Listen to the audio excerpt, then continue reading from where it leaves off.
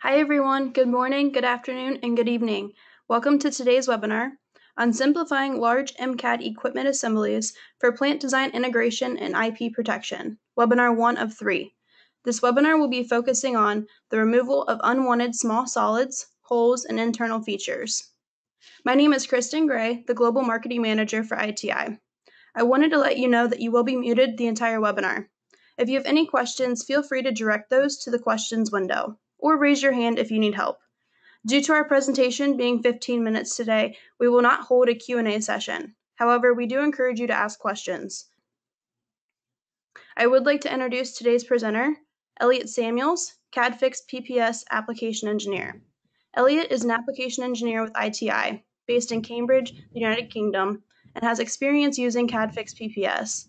His credentials include a master's in mechanical engineering from the University of Bristol, England. So now, without further ado, Elliot, I'll turn things over to you. Thank you, Kristen. So I'm Elliot, and I'll be presenting each of the webinars in this three-part short webinar series. Each webinar looks at different aspects of CADfix PPS, our MCAD simplification software. So this webinar will cover some of the basic functionality of CADfix PPS used to quickly remove large amounts of data from MCAD equipment assemblies. I'll start with a couple of slides to outline the scope of this webinar, followed by a demonstration of CADfix PPS in action, and then a couple of summary slides to finish. So, CADfix PPS addresses the common issue of large file sizes associated with MCAD equipment assemblies, where the integration of multiple large files in a downstream application, maybe a plant design environment, is often unfeasible due to the significant accumulation of data. CADfix PPS generates lightweight models more appropriate for these applications, employing a range of model simplification tools. And in this short webinar, we'll take a look at a small selection of these tools and how they can be used for rapid file size reduction. The key tools to be demonstrated in this webinar today includes the rapid selection and deletion of unwanted small bodies, the identification and removal of small holes, and the automatic removal of hidden internal features. There are 2 subsequent webinars covering more of these simplification tools, and they'll follow in the coming weeks. So, CADfix PPS's key capabilities. CADfix PPS has functions to simplify CAD equipment, structures such as stairways and platform assemblies, and skid assemblies. And it does this by removing a range of unwanted CAD features and parts, such as, but not limited to, small bodies, holes, and internal features. And it does all of this through an intuitive interface with wizards for process automation and batch processing. So let's take a look at CADfix PPS in action. I've pre-recorded the processing of a model here, and I'll discuss the simplification process as it plays. So here, we're inside CADfix PPS, and the first thing that we need to do is import our model. So we have a section of an equipment assembly here. As we can see, it's 177 megabytes, and it's a step file. Once you've imported the model into CADfix, it produces this FBM file, which is its own native file, which I'll open here to save some time. The import step of this the import stage of this step file takes about 1.5 minutes, so we'll skip it for this demonstration. Whilst it's importing, it also does some work on the geometry of the model before the user can begin simplification. It repairs poor underlying definitions of geometry to allow all of these tools to work efficiently and effectively. So here's our model in CADfix. I'll shade the geometry, and whilst it's redisplaying, I'll highlight a couple of important areas of the interface. So here's our auto simplification tab. CADfix can perform all the simplification in a fully automatic process using a selection of the tools. Not covered today, but will be the focus of a later webinar. The second tab contains all the simplification tools we'll cover today, and then we've got our exports. Up here in the top right of the screen, we have a couple of metrics that provide insight into how effective simplification tool usage has been.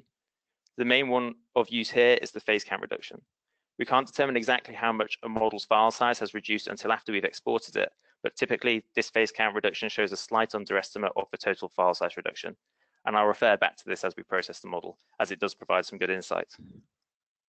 So now we can begin to process our model. In this Tools tab, we have an extensive suite of model simplification tools.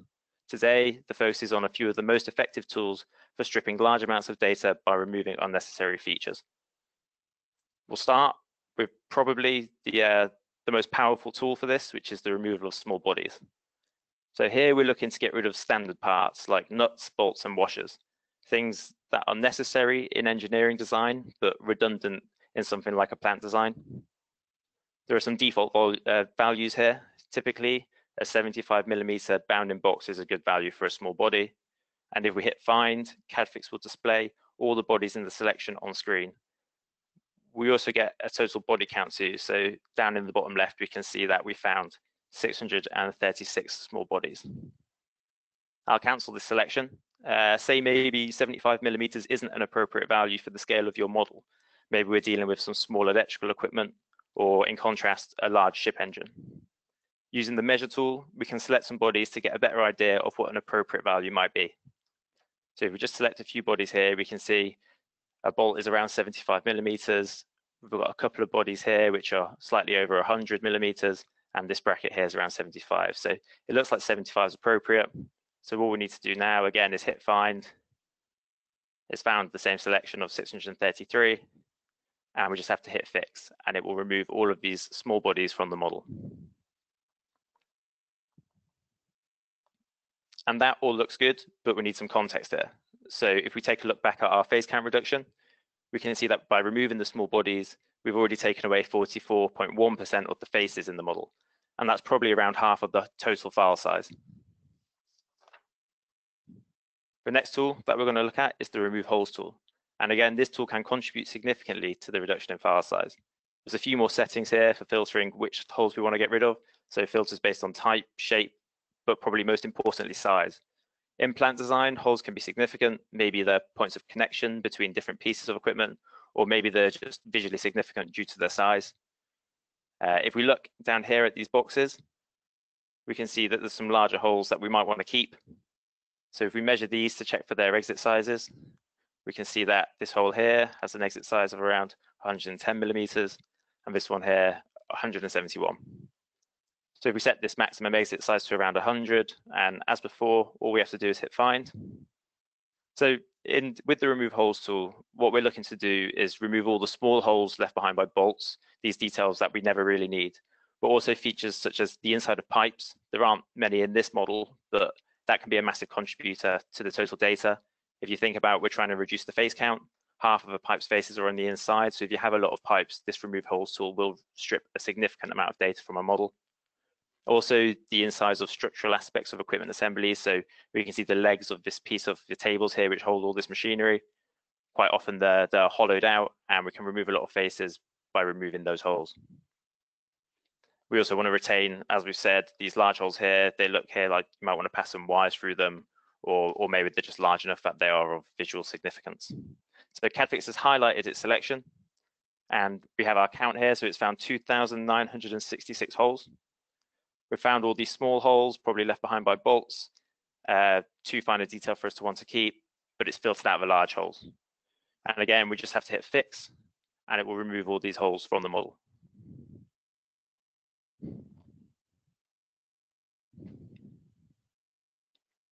And it's done a pretty good job there.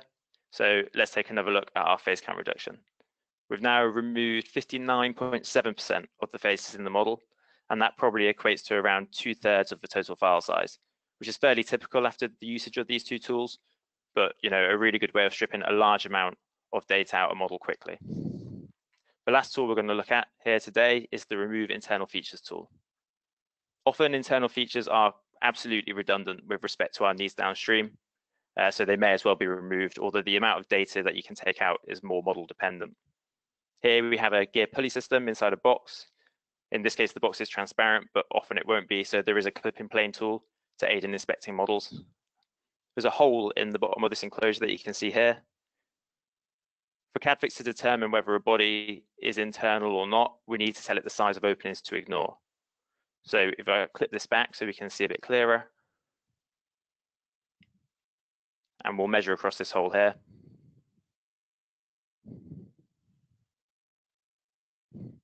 So it's 183mm, and we press OK, and it will return that value, and all we have to do is press apply.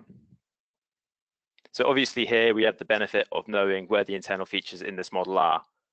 but the tool can be run blindly or incorporated into the automatic simplification process using a large ignore openings tolerance, so you can successfully remove internal features without having to spend a lot of time assessing each of your models one by one. In this case here, we'll probably expect all of these gears and sprockets to be removed, also this top band or pulley, or whatever you want to call it, not the one which extends through that hole, as obviously part of it's outside. And yeah, so as you'd expect, it's removed those things. It's left behind this pulley, and it's left behind these shafts as they extend to the other side of that enclosure. So we've removed these gears, and that's reduced the phase count down to 63.2% now. So I'd say that's probably around 70% in terms of the total data in the model. There's a lot more that we could do to this model if we wanted to simplify it further to remove even more data from this model, probably up to around 90%. There's some clear candidates for box selection down here, as well as some cylindrical simplification stuff up here, or some extruded faces. But we'll cover these tools in more detail in the next webinar. For now, we'll go to export this model, and we'll compare the result here to its original file. So we've got all these exports to choose from, but we imported a step, so we'll export a step here just for the sake of comparison. So of all the things that we can export, we have all these formats on the left. It's a range of BREP and faceted formats. There are specific export options based on the format that you're exporting to. So here we're doing a step, and we can control the protocol AP. For all our faceted formats, there's a control over the facet sag and term values if you wanted a less refined mesh. In this prepare stage, it alters some of the underlying definitions of the geometry to make it more suitable. This progress monitor will just pop up with all the information just to let you know where it's at, and maybe more relevant in a slightly longer export time, but this shouldn't take too long.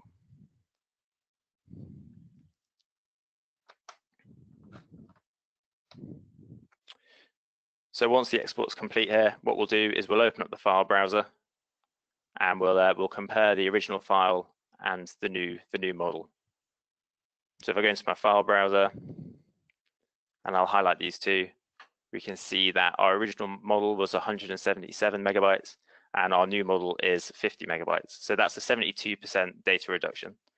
We could have probably got to around 90% using a few more tools, and I will cover that in the next webinar. But that's a good data reduction just for the amount of time that we had to put into it. And as you can see, the model has retained its aesthetic and volumetric properties. The key features of the model are still present, but with a fraction of the total data. So CADfix PPS value proposition. CADfix PPS solves MCAD model size problems faced by process plant, marine, and power engineers by reducing engineering design labor associated with model simplification and integration downstream by up to 80%, increasing profitability by saving labor costs, avoiding penalties for project delays, and allowing more time to be spent on value-adding work. Save days of non-productive geometry handling, increase efficiency, decrease time to market, and get to commissioning faster by employing automated CAD model simplification processes.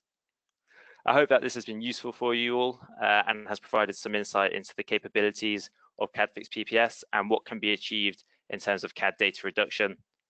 If you think that CADfix PPS could be of value in your processes, please register for a free evaluation by following that link. Get hands-on with the software and see how CADfix PPS can work for yourself. That's it from me. I hope this was informative. Thank you all for joining, and I will pass you back to Kristen to wrap up. Thank you guys for joining today's webinar on CADfix PPS with Plant Design, webinar 1 of 3. After the webinar, I will be sending out a link for you to rewatch this presentation. In that email, there will also include a link for you to register for the second webinar of the 3-part series. If you have any questions about this presentation, please direct those to the email on the screen, info@iti-global.com, and I'll point you in the right direction. Thank you, Elliot, for your time this morning, and we look forward to connecting with all of you guys. Have a great day.